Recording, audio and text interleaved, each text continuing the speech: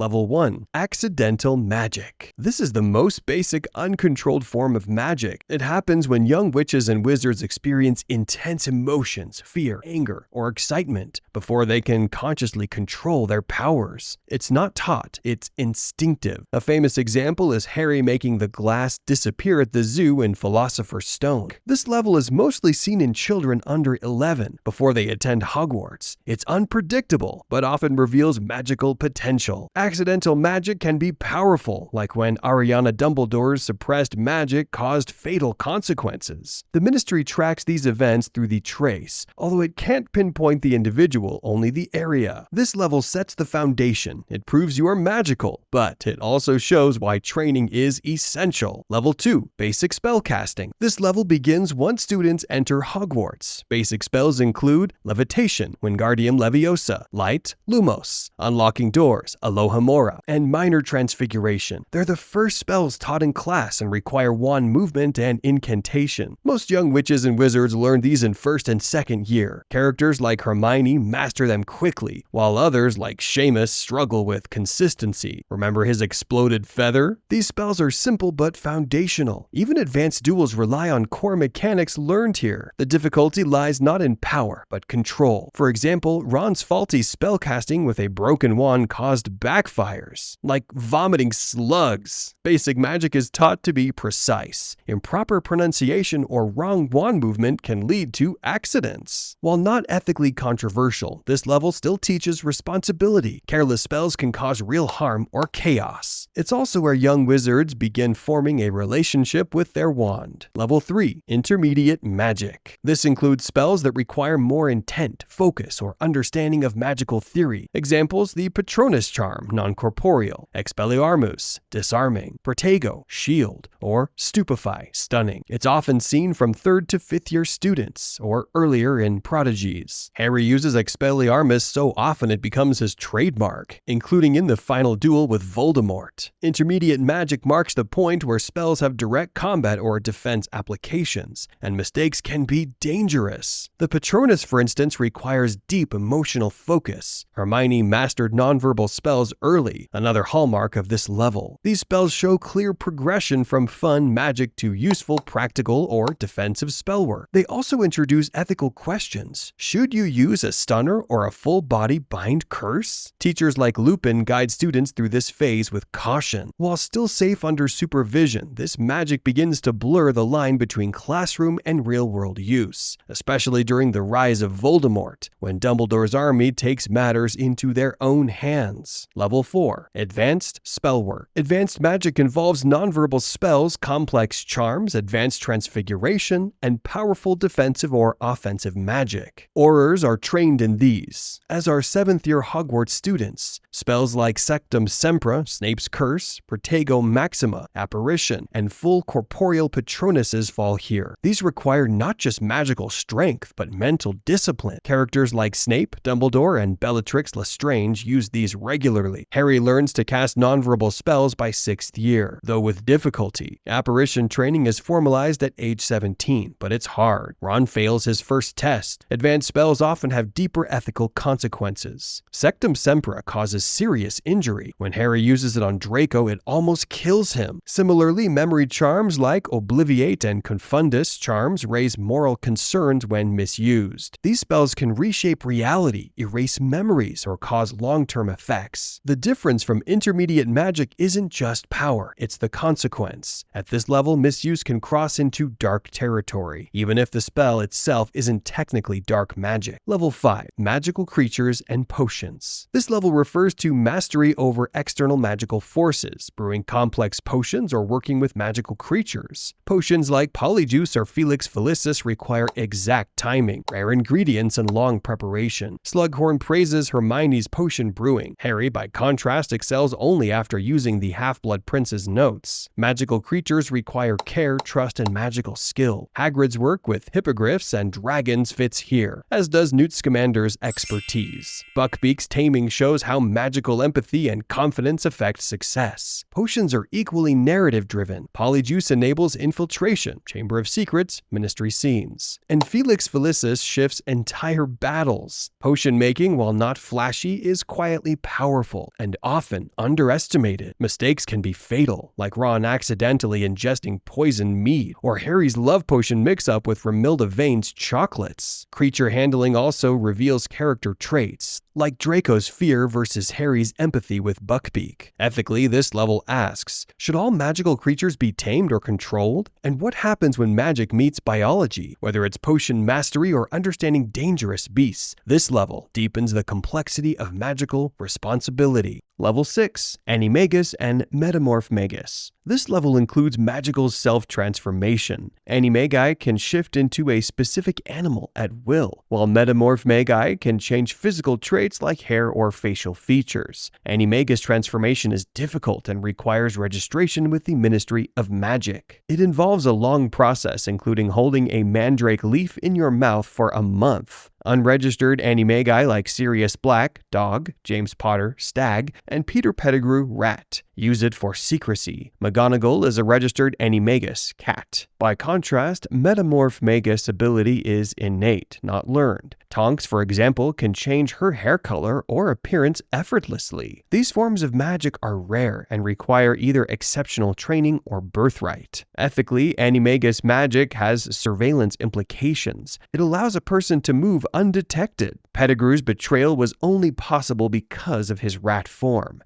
Metamorph Magi, meanwhile, raise questions about identity and self-image. These transformations blur lines between appearance and truth. In the story, they serve key narrative roles. Tonks' shifting reflects her emotional state, and the Marauder's transformations let them support Lupin during his werewolf episodes. Both abilities symbolize autonomy over one's form, with unique magical and personal implications. Level 7, Legilimency and Occlumency. These are mental magics used to access or defend the mind. Legilimency allows someone to read another's thoughts, emotions, and memories. It's not simple mind reading, it's more like interpreting cues through magical intuition. Occlumency, on the other hand, shields the mind from intrusion. Snape is a master of both, which is why Dumbledore chooses him to teach Harry Occlumency in Order of the Phoenix. Voldemort is a powerful Legilimens, able to sense emotions and implant visions. Harry and Voldemort's mental link caused by the Horcrux scar shows how invasive this connection can be. These skills are rare and difficult. Occlumency especially requires emotional discipline, something Harry struggles with. The ethics are complicated. Dumbledore avoids Legilimency to respect Harry's privacy. Snape, however, invades Harry's memories during lessons, causing trauma. These abilities raise questions about consent, memory, and vulnerability. In the books, they emphasize how mental strength is just as vital as magical strength. Occlumency ultimately helps Harry block Voldemort's influence, while Legilimency reveals hidden motives. Together, they show that magic doesn't only operate on the physical level, it can penetrate the mind and soul. Level 8, Dark Arts and Unforgivable Curses. This level involves magic intended to cause harm, control, or death. The unforgivable curses, Avada Kedavra, killing, Crucio, torture, and Imperio, mind control, are the most notorious. Use of any of them on another human is punishable by life in Azkaban. These spells require intense magical power and specific intent. Avada Kedavra needs a pure, murderous intention. Just saying the words isn't enough. Dark Arts also includes curses like Sectum Sempra, the Entrail Expelling Curse, and blood-based enchantments. They're powerful, irreversible, and morally corrupting. Characters like Voldemort, Bellatrix, and other Death Eaters use them freely, but even Harry uses Crucio and Imperio during the Horcrux hunt. This shows a key ethical tension. Can dark magic be justified in desperate times? The Ministry's stance is absolute, but the books portray nuance. Moody, Barty Crouch Jr. demonstrates the curses in class, horrifying the students. Bellatrix revels in them, while Harry struggles. Sectum Sempra, created by Snape, injures Draco severely when Harry misuses it. These spells challenge ideas of good versus evil. They're not just dangerous, they alter the user. The more one uses the dark arts, the more they lose their humanity. That's Voldemort's path. In contrast, characters like Snape, who know dark magic but resist its draw, highlight its corruptive pull and the strength it takes to resist. Level 9, Horcruxes and Soul Magic. This level involves involves tampering with the soul, one of the darkest, most forbidden areas of magic. A Horcrux is an object containing a piece of a wizard's soul, created by committing murder and performing a ritual. This anchors the soul to the world, making the wizard effectively immortal unless all Horcruxes are destroyed. Voldemort is the only known wizard to have created more than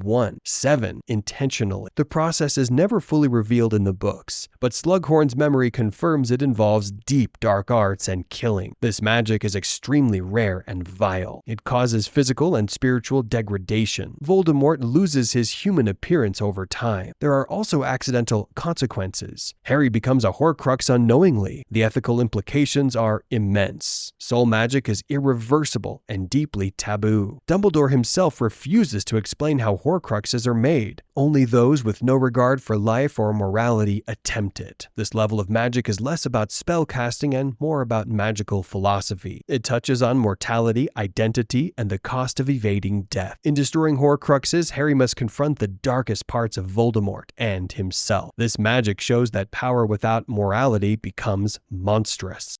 Level 10. Ancient and Sacrificial Magic. This is the highest level, rare, powerful, and often misunderstood. Ancient magic refers to magic tied to deep emotional forces like love, sacrifice, or blood bonds. It predates wands, incantations, or even formal magical education. One key example, Lily Potter's sacrificial protection. Her choice to die for Harry created a magical shield that Voldemort couldn't break. This magic isn't taught at Hogwarts. It's invoked by action, not knowledge. Dumbledore frequently references it, especially when explaining why Harry survived Avada Kedavra. Another form is the blood protection spell, which Dumbledore activates by placing Harry with the Dursleys, Lily's blood relatives. Voldemort's resurrection and Goblet of Fire uses Harry's blood to bypass this protection, showing how deep this magic runs. Other ancient magics include the Elder Wand's loyalty, which isn't based on possession but conquest. Magic tied to the Deathly Hallows also falls here. Sacrificial magic appears again when Harry willingly walks to his death in the Forbidden Forest. This act replicates his mother's protection, shielding the people he loves. This level of magic is nearly impossible to master or manipulate. It resists control. It answers only to deep intent. It carries the heaviest narrative weight, showing that love, sacrifice, and choice have greater power than fear or domination. It's the magic that defeats Voldemort in the end, not a spell, but an act of selflessness.